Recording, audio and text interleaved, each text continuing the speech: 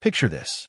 A man in an expensive suit walks into my courtroom, sees everyone standing for the judge, and simply sits down, arms crossed, smirking like he's watching a show that doesn't apply to him. That's how I met Vincent Morrison. It was a hot Thursday morning in July, the kind of day where Providence feels like it's melting and everyone's a little on edge. I'm reviewing my docket around 8:30, sipping Christina's strong coffee, the good Italian stuff that actually wakes you up when I see his name. Vincent Morrison. 17 traffic violations in 3 months. 17 doesn't sound too dramatic, right? Just wait. That number alone told me plenty. Reckless driving, excessive speeding, and ignoring traffic signals. Not just careless mistakes, a K pattern of someone who believed the rules were optional. When I entered the courtroom at exactly 9 a.m., Christina called, "All rise for the Honorable Judge Caprio." Everyone in the room stood. Everyone except one man in the front row. That man was Vincent Morrison. From the moment I looked at Vincent, something inside me said this would not be an ordinary morning. There was a calm arrogance in his eyes, the kind that only grows when a man believes he is untouchable.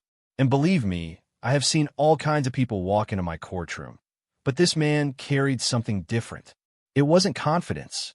It was superiority, the kind that smothers the room like thick smoke. As he sat there refusing to stand, I could feel every pair of eyes in that courtroom shift toward him. Some looked confused. Some looked offended. A few looked afraid. Because when a grown man behaves like he is above the law, people around him can feel the crack in the room. They can feel something wrong. I took a slow breath because I already understood the message Vincent was trying to send. I'm powerful. I'm rich. And I play by my own rules. Men like him don't need to speak it. Their actions scream it long before their mouths open. When I approached the bench, the air felt heavy. I could sense tension from the people waiting for their cases, the working father with paint on his shirt, the single mom holding her baby close, the elderly veteran with trembling hands, young teenagers who looked scared of even being late. These were people who came to face responsibility. They came with humility. They came because they respected the law. But Vincent, he came to show he was above it. And that alone made this moment dangerous. I looked directly at him. "Sir," I said calmly, "please stand for the court." He didn't even blink. He turned his head toward me like I had interrupted his private lunch. His voice had no respect, no warmth, no hint of basic decency. "I'm comfortable where I am, Judge." For a moment, the courtroom froze. Even the baby stopped making noise. Everyone felt the disrespect slap the room like a cold wind. In 40 years sitting on that bench, I had seen stress, fear, confusion, anger, but this was pure arrogance. The kind of arrogance that makes a man believe his money replaces his manners.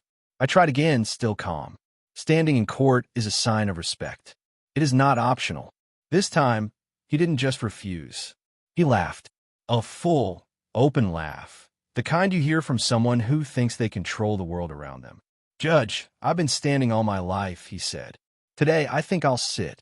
The entire room shifted. People's faces tightened. The disrespect was not just toward me.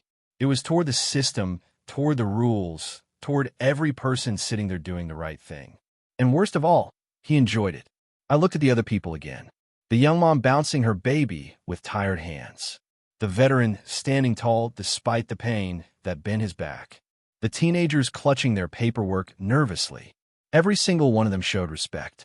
Not because they were forced to, but because they understood the importance of this place. But Vincent Morrison? No, he believed respect was beneath him. This wasn't about a chair. It was about power, his money, his influence, his belief that people like him controlled the system. I leaned forward. "Sir, I'm asking one more time. Stand."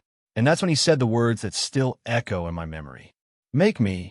2 simple words, but they carried years of entitlement, years of believing the world bends for him, years of thinking people like me, people who serve the public, are beneath his feet. For the first time that morning, I felt my patience begin to thin. I wasn't angry, not yet, but I felt a sharp chill running up my spine, the feeling you get when someone crosses a line they should never cross. I stood from my chair. I don't do that often. The courtroom grew even quieter. Vincent finally looked at me, not with respect, but with a bored superiority. "Sir," I said, "your wealth does not give you special privileges here." He shrugged, leaning back like he owned the building. "My wealth exempts me from a lot of things, Judge, including taking orders from civil servants." Civil servants. That was the moment the room broke. You could feel the shock. You could feel the insult. You could feel people sit straighter, like they were witnessing something important. To Vincent, I wasn't a judge. I was just another worker he thought he could control. I looked at the young mother. She held her baby a little tighter. I looked at the veteran. His jaw clenched. I looked at the teenagers. Their eyes were wide. This was not just disrespect. It was a lesson, the wrong kind. A lesson that wealth removes consequences. But not in my courtroom.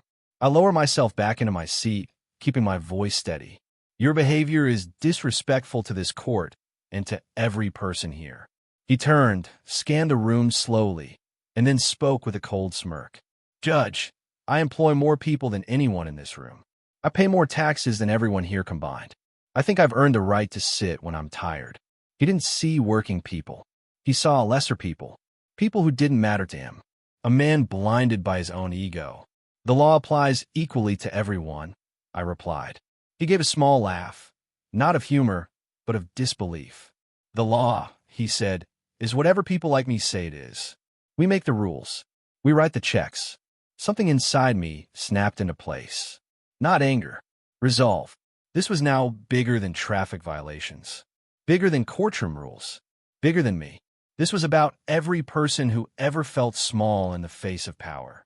Every person who respected the law. Every person who believed justice was equal. I stood again, firmer this time. "Mr. Morrison, your refusal to show respect constitutes contempt." He blinked, surprised for the first time. "Contempt? Judge, I could buy this courthouse and turn it into a parking lot. I could buy your job. That was it. Enough." "Bailiff," I said, "escort Mr. Morrison to holding." And that was the moment everything changed. The bailiff walked toward him, calm but steady. Vincent's jaw tightened. "You're not serious." But I was. More serious than he realized. "You are being taken for contempt," I said. The room held its breath. And for the first time that day, Vincent Morrison stood, not in respect, but in fear. A fear he never expected to feel in his own life. A fear that said money can't save you today. When Vincent finally stood up, it wasn't because he respected the court. It wasn't because he understood the rules. He stood because for the first time in a long time, someone had pushed back. Someone had said no to him, and that scared him more than he expected. But fear did not soften him. He snapped at the bailiff, "Don't touch me." His voice was tight, sharp, trembling with the shock of losing control. The bailiff, Officer Rodriguez, stopped just a step away. "Sir, please come with me." His tone was calm, respectful, the way good officers speak even when the situation heats up. But Vincent didn't see that calmness as respect. He saw it as weakness. "We're done here," Vincent said, raising his chin. "I'm calling my lawyers. This is a joke, a complete joke." "No, Mr. Morrison," I replied, keeping my voice steady. "We are not done." The room stayed tense. You could feel the air refusing to move. Even people waiting in line to pay simple fines were frozen in place. No one dared blink, because everyone knew something important was happening. Something rare, something honest. A moment when arrogance was being challenged by justice. "Sir, you are being taken into custody," I repeated. That word, custody, seemed to punch him harder than anything else. Nobody had spoken to him like that in years. People in his world never used strong words. They used polite excuses. They used soft warnings. They used gentle smiles they didn't mean. This was different. This was real. "How dare you," Vincent whispered. His voice wasn't loud anymore, but the anger sat deep inside each word. "Do you know who I am?" And that was when I realized something important. People like him don't ask, "Do you know who I am?" because they want an answer. They ask it because they are terrified of hearing silence. "Sir," I told him softly, "I know exactly who you are, and none of that changes anything today." He stared at me like he'd been slapped. To him, power was everything. Money was armor. Status was a shield. And the courtroom, a place meant to be equal for everyone, felt like an insult to his whole identity. "Officer," I said, nodding toward Rodriguez. This time, when the bailiff stepped closer, Vincent took one step back. Not much, just an inch, but enough for everyone to see the truth. A man who acted like he owned the world was suddenly unsure where to stand. "Don't touch me," he snapped again, but the confidence was fading. "This is illegal. This is beneath me." "No, sir," I answered. "What is beneath you is your behavior today." The veteran in the second row nodded slowly. The young mother leaned forward slightly, her baby sleeping on her shoulder. The teenagers watched with wide, silent eyes. They weren't cheering. They weren't smiling. They were witnessing justice, the kind they rarely see in real life. "Sir," Officer Rodriguez said again, "please turn around." When Vincent didn't move, the officer gently took hold of his arm. Not rough, not violent, just enough to guide him. But Vincent jerked his arm away like he'd been burned. "Get your hands off me," he shouted. "I could buy your badge. I could end your career." The whole courtroom flinched. His voice echoed off the walls like thunder in a small room. But Officer Rodriguez didn't react. His face stayed calm, almost peaceful. That calmness made Vincent even angrier. "You people work for me," he shouted, pointing his finger at everyone in the room. "All of you. You and your tiny lives, your tiny jobs." "Mr. Morrison," I interrupted firmly, "that is enough." He turned to me with fire in his eyes. "You are finished," he hissed. "When I'm done with you, Judge, you'll be sitting at home begging for work." The room gasped, threatening a judge in open court, in front of witnesses, on record. That crossed a line even he didn't realize existed. "Sir," I said, my voice sharper now, "you have added criminal intimidation to your behavior today." His mouth fell open. He tried to speak, but the words didn't come. For the first time, the mask cracked. Behind the anger, behind the power, behind the arrogance, I saw fear. Real fear. The kind that makes even the wealthiest man realize he is not invincible. "Officer," I said, "place Mr. Morrison in cuffs." The courtroom erupted, not in noise, but in emotion. Shock, relief, justice. The sound of handcuffs clicking shut felt louder than any sentence I had ever spoken. Vincent stiffened like he'd been struck. His eyes darted around the room, searching for someone, anyone, to save him. But there was no one. Not his money, not his businesses, not his influence, not the lawyers he wanted to call, not the people he used to intimidate. Just him, and the consequences he had avoided his whole life. As the bailiff began guiding him toward the door, something breaking happened. Something ugly. Something that showed the true size of his ego. He began pointing at random people again. "You," he yelled at the young mother. "You think this court cares about you? You think this is justice?" The woman held her baby close and said nothing. Then he pointed at the veteran. "You're enjoying this, aren't you? Watching someone more successful than you get dragged around." The veteran didn't flinch. "Son," he said softly, "I didn't fight so you could insult this country. I fought so this courtroom could mean something." That quiet answer hit harder than any yell Vincent could produce.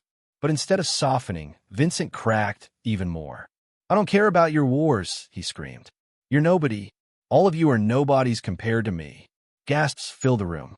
Even his own lawyer, who had just entered the doorway, froze in disbelief.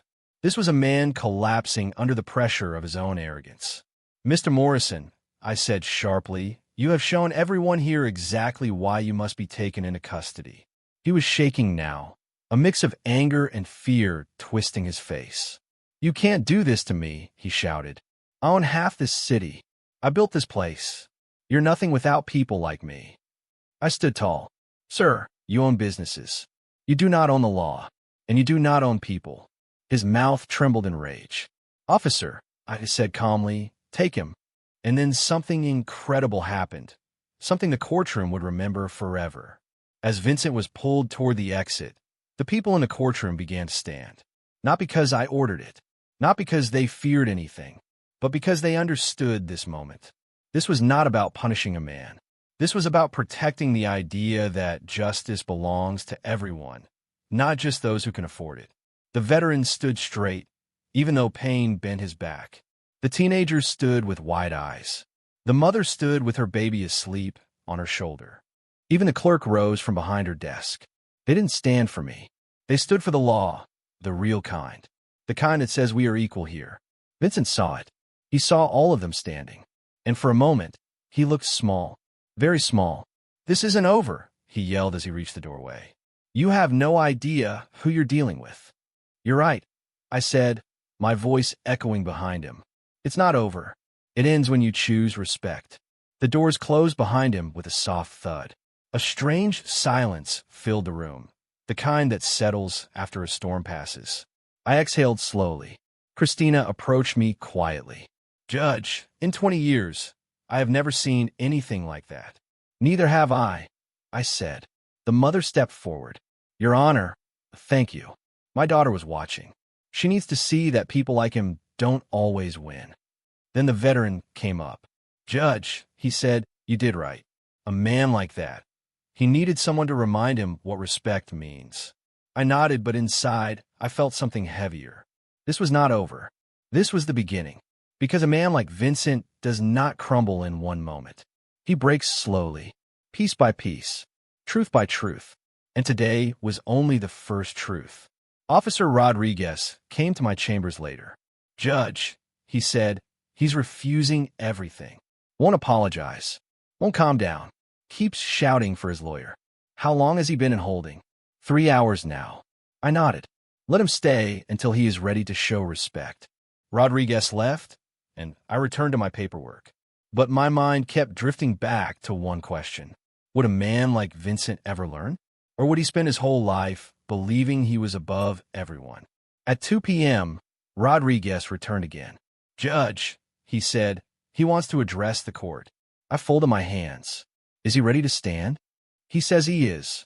"Bring him up," I said quietly. And that moment, the moment he walked back into the courtroom, would begin a shift even he did not expect. When the officers brought Vincent back into the courtroom, he looked like a man who had been fighting a war with his own pride and losing. His suit was still perfect, his hair still styled, his shoes still shined. But something far more important had changed. His arrogance was cracked, just a little, but cracked enough to see the truth beneath it. He stood at the entrance with his head slightly lowered, his hands free now, but still stiff from the handcuffs. His eyes moved across the room carefully, as if he was expecting people to mock him. But no one did. The courtroom was quiet, respectful, still carrying the weight of everything that happened earlier. "Bring him forward," I said softly. He walked slowly this time, not with swagger, not with the heavy footsteps of a man who thinks he owns the ground under him, but with the careful steps of someone who finally understands that he cannot hide from the truth forever. When he reached the center of the courtroom, he looked up at me. His jaw was tight, but his eyes carried something different.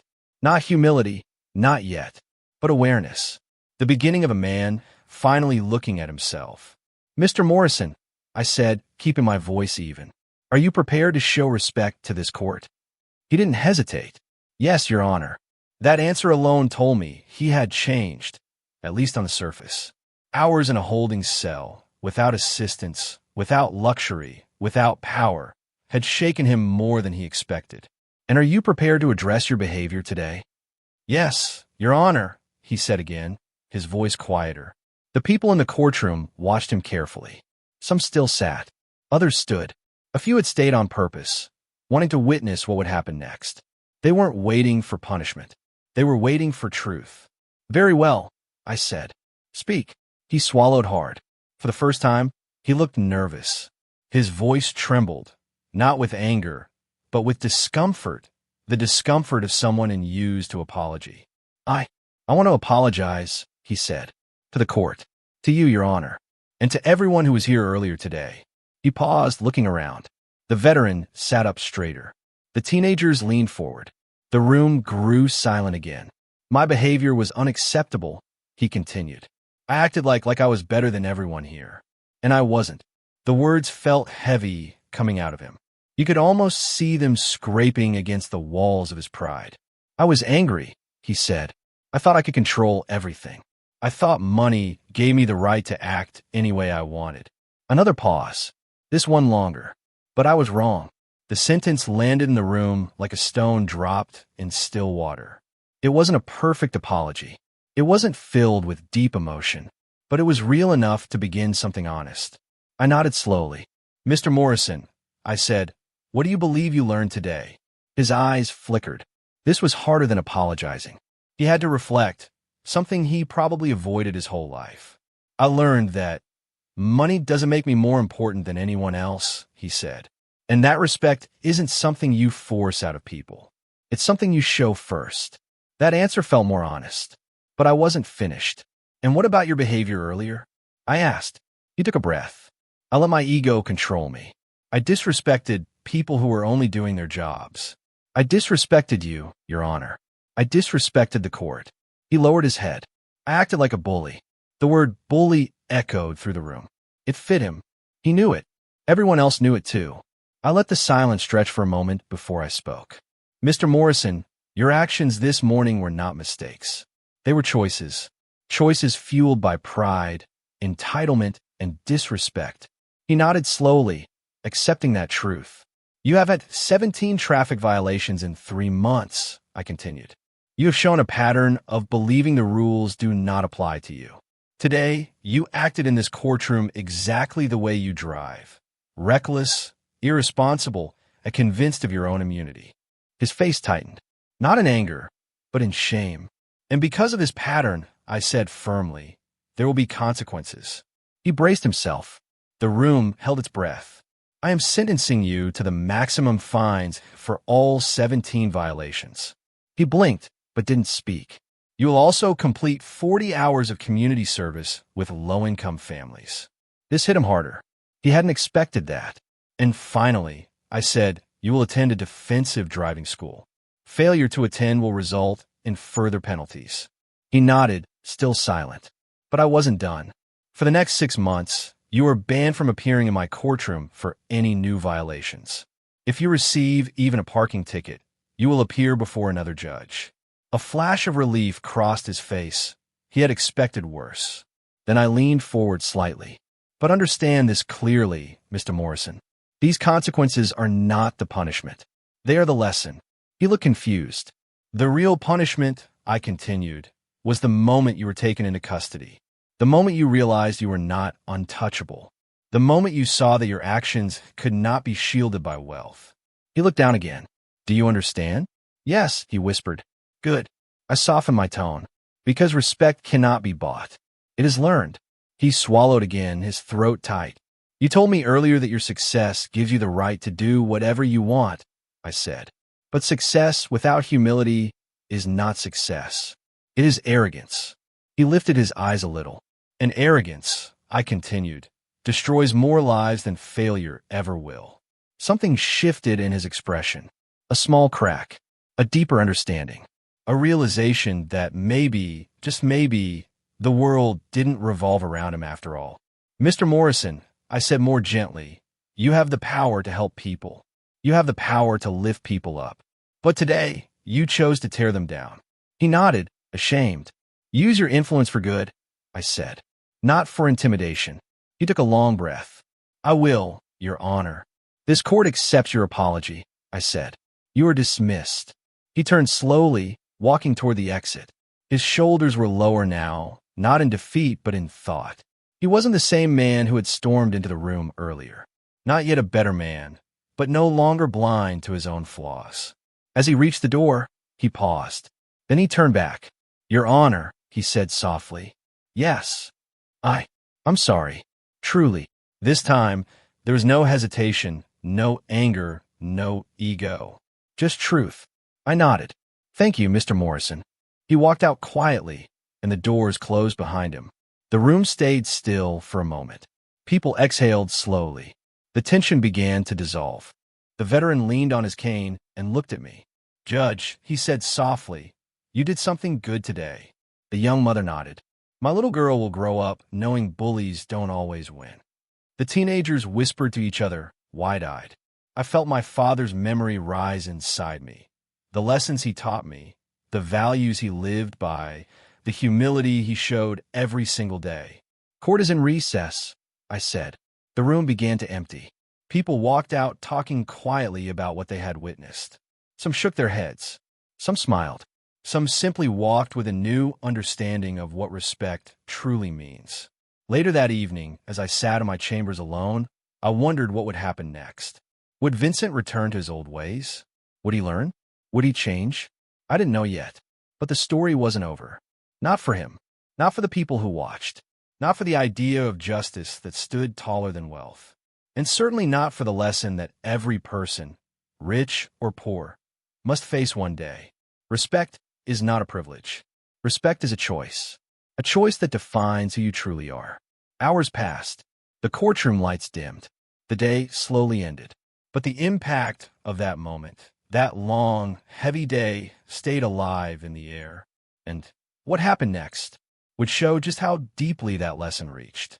The next morning, I arrived at the courthouse earlier than usual. The building was quiet, the kind of quiet that holds yesterday's memories like dust floating in still air. I walked toward my chambers, thinking about everything that had happened with Vincent Morrison.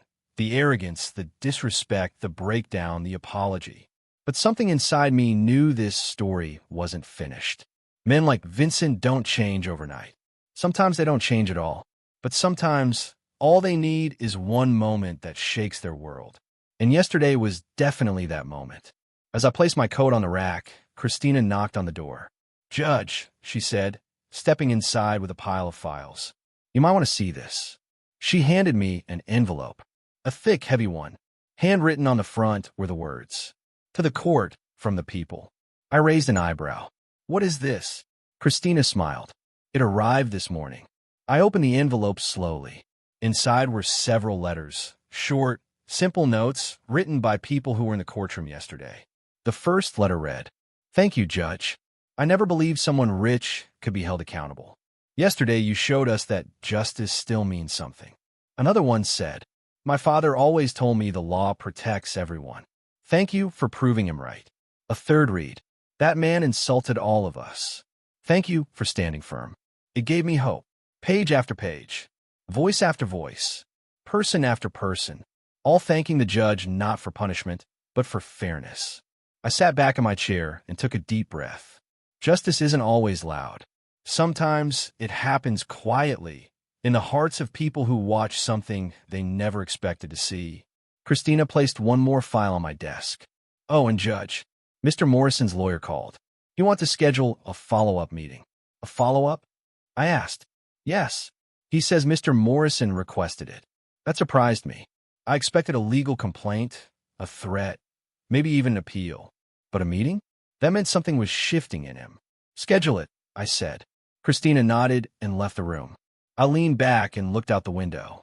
The sun was rising over Providence, casting long shadows across the courthouse steps. I wondered what Vincent was thinking, what he felt when he woke up this morning. Was he angry? Embarrassed? Confused? Ashamed? Maybe all of it. But I hoped, deep down, he felt something else too. The beginning of humility. Later that day, I sat in my courtroom, hearing cases as usual. Parking violations. Speeding tickets. A teenager who hadn't renewed his registration. A nervous truck driver afraid of losing his license. Normal stuff. Ordinary people. Ordinary problems. But every now and then, someone would whisper, "Isn't this where that millionaire got dragged out yesterday?" I heard the judge stood up to him. I wish I could have seen it. People weren't celebrating his downfall. They were celebrating fairness. Justice is not about bringing someone down. It's about bringing balance back. Around noon, during a short break, Christina came in again. "Judge," she said softly, "he's here." I didn't need to ask who. I felt a shift in the room, like the air tightened a little. "Bring him in," I said. A moment later, the door opened, and there he was, Vincent Morrison, but not the man from yesterday. He walked in quietly, almost respectfully. No smirk, no designer sunglasses, no loud ego filling the space around him. His suit was still expensive, but today he wore it like any other clothing, not armor. "Your Honor," he said softly, "thank you for seeing me." I nodded. "Please sit." He sat down slowly, not arrogantly, not lazily, just normally. That alone was progress. "What would you like to discuss, Mr. Morrison?" I asked. He took a deep breath. "I needed to talk to you as a man, not as a judge, not as a businessman, just one person to another. I folded my hands, listening. "I've been thinking about yesterday," he began. "About everything I said, everything I did." He paused, searching for the right words. "I was raised to believe success gave me power," he said. "That if you work hard and become rich, you earn certain freedoms." I never questioned it. I never saw the problem with it. People around me, they encouraged it. They treated me like I was above them. He looked down at his hands, and I started believing it too. His voice cracked a little. Not much, but enough to show this was difficult for him. "When you had me taken into custody," he said, "I wasn't angry at you. I was angry because for the first time in my life, someone didn't bend." I nodded. "The law doesn't bend for wealth." "I know that now," he whispered. "I should have known it earlier." He cleared his throat. "When I was in holding, I kept thinking about something the veteran said yesterday. He said he fought for the right to sit in courtrooms like this. And I insulted him. I insulted everyone." He closed his eyes for a moment. "I'm ashamed, Your Honor." That sentence carried such weight. Real weight. Not rehearsed. Not polished by a lawyer. Just raw truth. "Mr. Morrison," I said gently, "change doesn't happen overnight." He nodded. "I know. But something happened yesterday. Something I haven't felt in years." "What was that?" "Humility." He looked straight at me. "I thought strength was about being feared. But yesterday, I realized strength is about being respected. And you can't buy respect." I didn't speak. I wanted him to continue. "So, I want to do something," he said. "Something real. Something that actually matters." I leaned forward. "What do you have in mind?" He hesitated, then said, "I want to pay the fines, of course. All of them. I want to do the community service. I want to attend the driving school." He took a breath. "But I want to do more." I raised an eyebrow. "Such as?" He swallowed. "I want to fund a program. Something for the community. Something that helps people who don't have the chances I had." I stayed silent, listening. "Maybe a scholarship," he continued, "or a support fund for veterans, or help for single parents. I don't know what exactly, but I want to give back." His voice grew steadier the more he spoke. "I spent my life building wealth," he said. "But yesterday, I realized wealth means nothing if you don't use it to lift someone else." He looked at me, and there was no ego in his eyes, only sincerity. "Judge," he said softly, "would you help me decide how to do it?" That question pierced straight through me, not because he was asking for guidance, but because he was asking from the heart. For the first time, I saw the man he could have been all along, a man with power, yes, but also a man capable of empathy, of growth, of understanding. "Mr. Morrison," I said slowly, "I would be honored to help you." He let out a breath he had been holding. "But before we begin," I added, "there's something important you must understand." He nodded. "Anything. You cannot undo what you did yesterday with money. You cannot erase disrespect with donations. What matters most is who you become, not what you buy." He nodded again, more firmly this time. "I understand." I stood from my chair and offered my hand. He stood too, and for the first time, he shook my hand like an equal, not like a man doing someone a favor. "Thank you, Your Honor," he said. "No," I replied. "Thank you, Mr. Morrison, for choosing to learn." He left my chambers quietly, but as the door closed, I felt something settle gently inside my chest. Hope, not for him alone, but for the idea that even the most stubborn hearts can change when life finally forces them to look in the mirror. Weeks passed. Vincent completed his community service. He showed up early every day. He worked without assistance, without cameras, without any special treatment. He helped families carry groceries. He packed food boxes. He fixed broken shelves at the community center. People were shocked at first, but then they started talking to him, and he started listening. For the first time, he wasn't the richest man in the room. He was just a man, and that was exactly what he needed to be. He even attended all sessions of the defensive driving course. The instructor told me privately, "Judge, he stopped using his phone in class, and he asks real questions. Hard questions. He wants to change how he drives." But the biggest moment came near the end of his service. One afternoon, he sat down with a homeless veteran outside the community center, the same one who had been ignored by dozens of people every day. Vincent didn't just give him money. He sat with him, listened to him, heard him, respected him. 10 minutes passed, then 20, then 30. People noticed. Everyone noticed. And that was when I realized something. A man who once believed he owned the city was finally learning how to be part of it. This wasn't the end of the story. There was still more to discover, more to reveal, more to learn. And what happened next would change everything. Months passed, and life in the courthouse returned to normal, or at least as normal as it could be after the storm named Vincent Morrison ripped through it.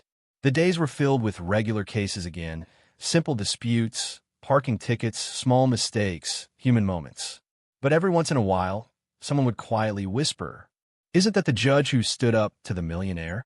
Didn't that man change his life after that? I heard he's helping people now."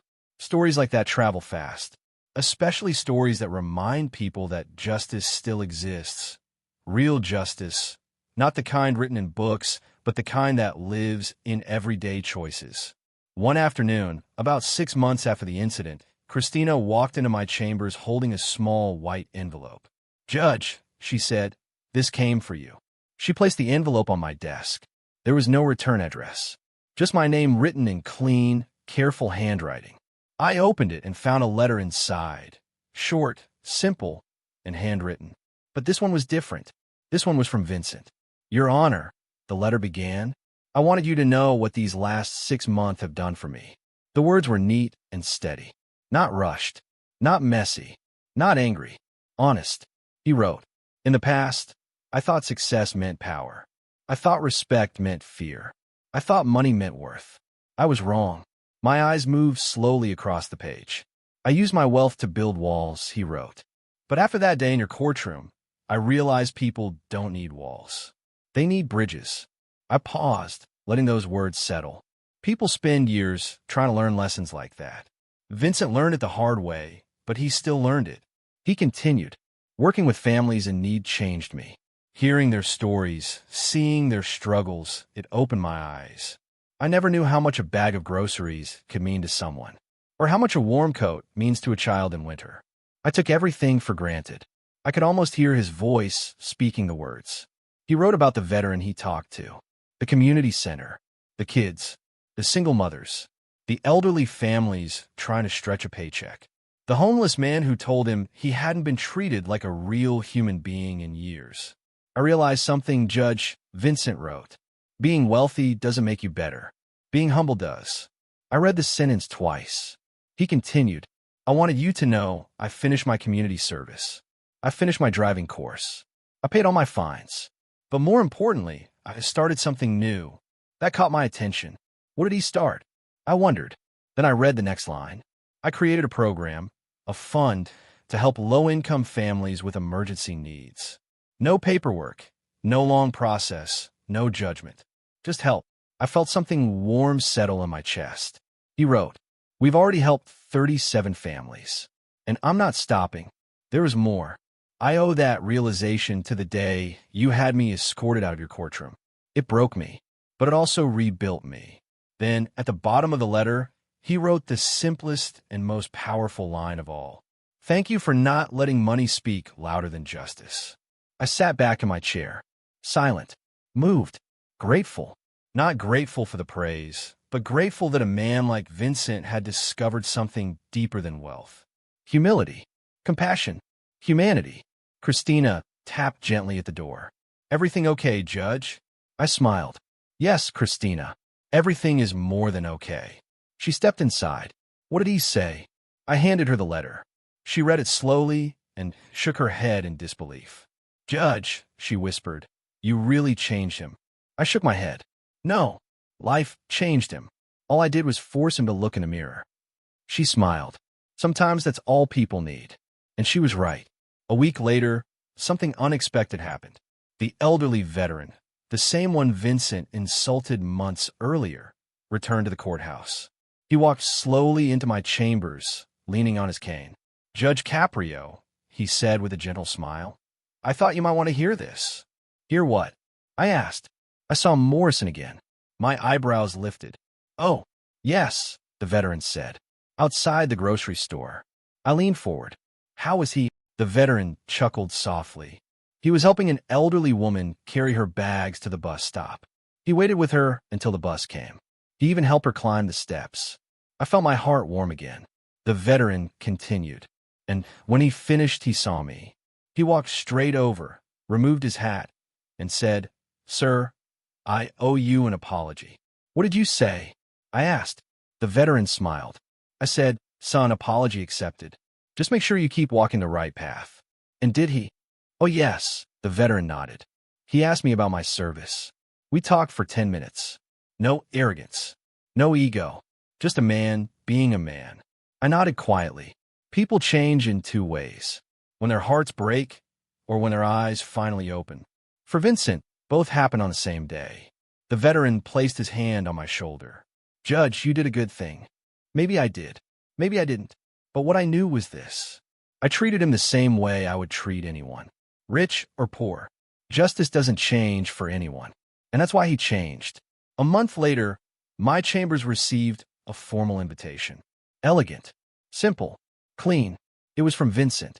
He was hosting the opening of his new community foundation, a place dedicated to helping struggling families, veterans, and anyone in crisis. He wrote, "Your Honor, I would be honored if you attended." I went.